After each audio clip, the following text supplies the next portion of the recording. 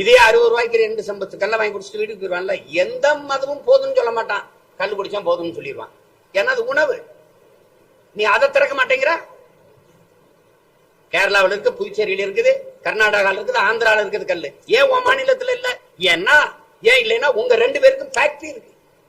சாராயம் காய்ச்சறது நீங்க, அந்த ஆலையில வந்து சரக்கு எடுக்கிறது குறைஞ்சிரும்.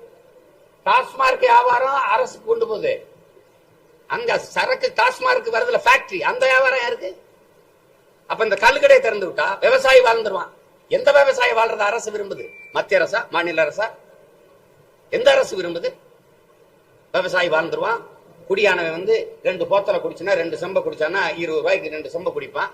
அதிகபட்சமான ஒரு வடை, சுண்டல், ஏதோ ரத்த பொரியல், இந்த ஊறுகாய் வைப்பான், சாப்பிட்டுட்டு போயிடுவான். நீங்க பார்த்திருப்பீங்க கல்லு கடையில். இன்னைக்கும் கேரளாவுக்கு போங்க, நீ எது கல்லு கடையை திறக்க மாட்டேங்கிற? ஏன்னா